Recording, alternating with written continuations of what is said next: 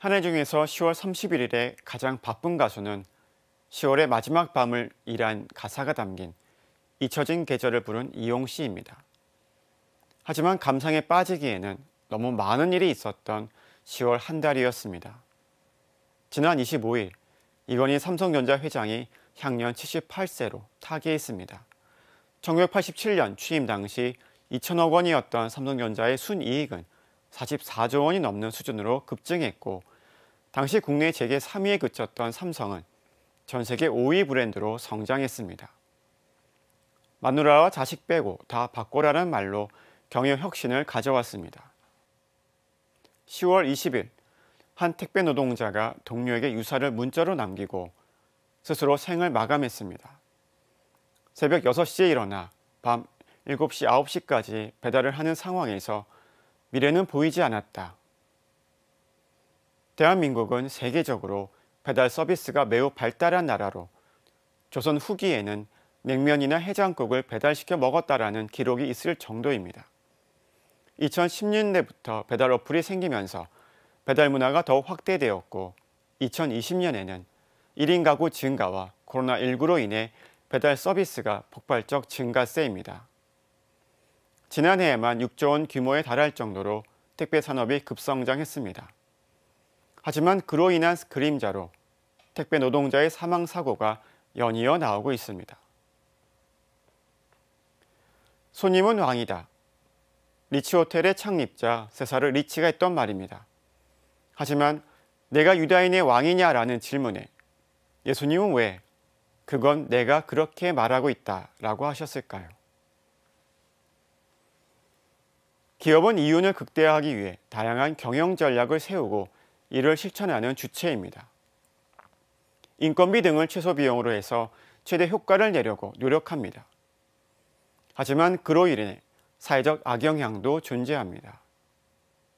가습기 살균제 사건은 1994년부터 2011년까지 17년 동안 판매된 가습기 살균제로 역류아 등이 사망하거나 폐 손상 등 심각한 건강 피해를 입은 피해자만 약 2천여 명에 달하는 사건입니다.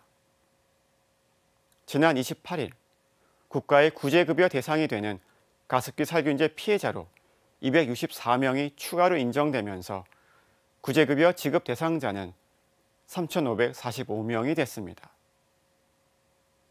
CSR이라고 불리는 기업의 사회적 책임은 기업이 이윤 추구에만 집착하지 않고 사회의 일원으로서 사회적 책임을 자각하고 실천해야 할 의무를 말합니다. 1926년에 유한양행을 설립한 고 유일한 회장은 최초로 종업원 지주회를 실시하고 가족이 아닌 회사 직원을 후임 사장으로 지명하였고, 현 시세로 6천억 원가량의 모든 재산을 사회에 기부하였습니다.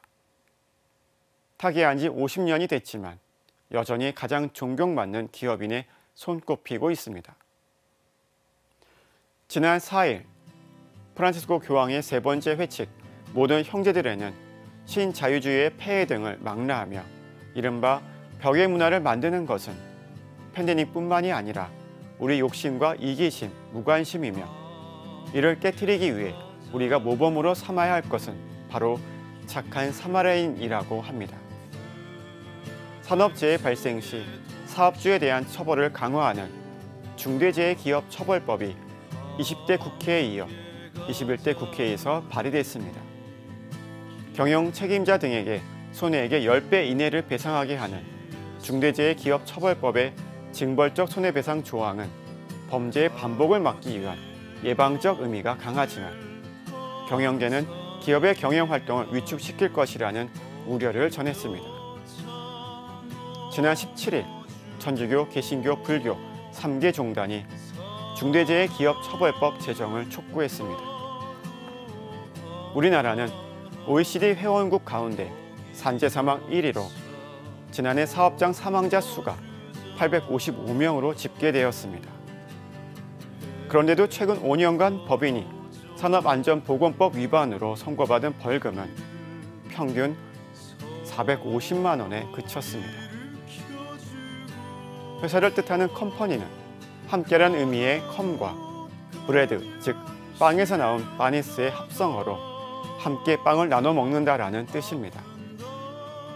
회사도 노동자도 우리 사회도 왕처럼 지배하는 것이 아니라 함께 빵을 나눠 먹는 예수님이 꿈꾸는 사회가 이루어지기를 소망해 봅니다. 오늘 사제의 눈은 기업도 손님도 왕이 아니다였습니다. 평화를 빕니다.